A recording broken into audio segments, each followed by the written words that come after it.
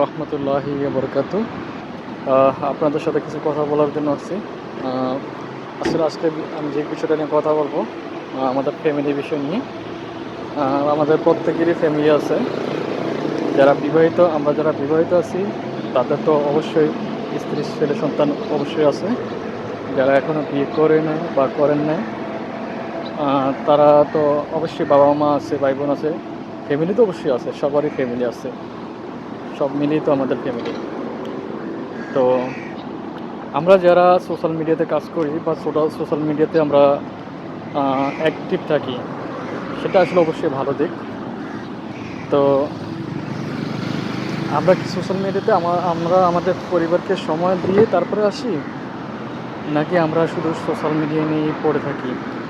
Facebook বলেন, TikTok বলেন, Instagram, Twitter, যাই হোক না কেন, যেটাই হোক না, যে কোনো প্ল্যাটফর্মে হোক না কেন, তো আমরা আমাদের ফ্যামিলিকে আগে প্রাধান্য দিই, নাকি এটাকে আমরা প্রাধান্য দিই আগে?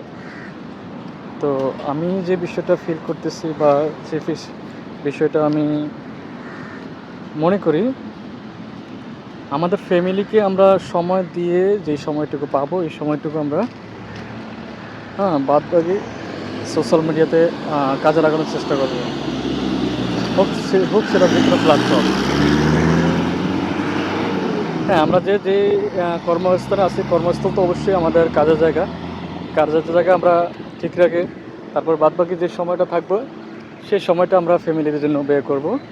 এবং ফ্যামিলিতে যতটুকু সময় দেওয়ার দরকার, ফ্যামিলি বন্ডিং ভালো রাখি, ফ্যামিলি বন্ডিংটা ভালো রেখে আমরা বাকি সময়টা সোশ্যাল মিডিয়াতে দেবো, যাতে আমাদের ফ্যামিলিতে কোনো রকমের প্রবলেম ক্রিয়েট না হয়, সবার সাথে যাতে সুসম্পর্ক বজায় থাকে। এই কথাগুলো হয়তো আপনারা ভাবতেছেন কেন বলতেছি।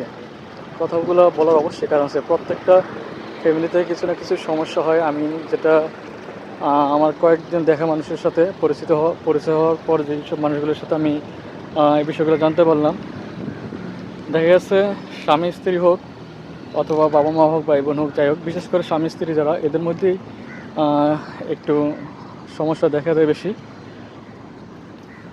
দেখা গেছে যে স্ত্রী স্বামীকে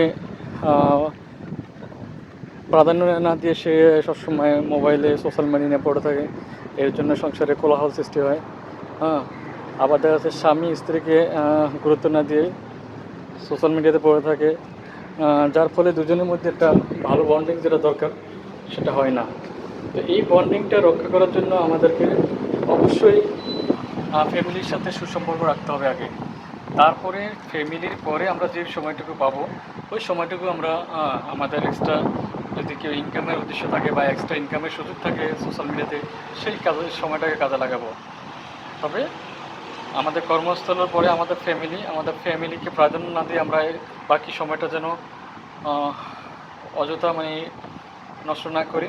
কারণ দেখা যাচ্ছে এই সময়টা যদি আমরা ফ্যামিলির বাইরে দিতে গিয়ে ফ্যামিলি যদি ঠিক না রাখি, ফ্যামিলিতে যদি সমস্যার সৃষ্টি হয়ে থাকে, তাহলে আপনি যে কোনো প্ল্যাটফর্মে কাজ করেন না কেন, আপনি সফল হতে পারবেন কি না আমি জানি না, তবে আপনার মানসিকভাবে একটা যে তৃপ্তি, সেই তৃপ্তিটা আপনি পাবেন না। তো সবার প্রতি অনুরোধ, রিকোয়েস্ট, আপনারা আপনাদের ফ্যামিলি বন্ডিংটা ভালো রেখে তারপরে কাজ করেন, কোনো সমস্যা নেই। প্রয়োজনে স্বামী স্ত্রী দুজনে কাজ করতে পারেন, এতেও কোনো সমস্যা নেই। তবে যে যার জায়গা থেকে যার পর্দা বজায় রেখে করবেন। সবাই ভালো থাকবেন। আসসালামু আলাইকুম রহমতুল্লাহি বরকাতুহু। আমার কথার সাথে আপনারা কতটুকু একমত আমি জানি না, তবে আশা করি কথাগুলো সবার কাজে লাগবে।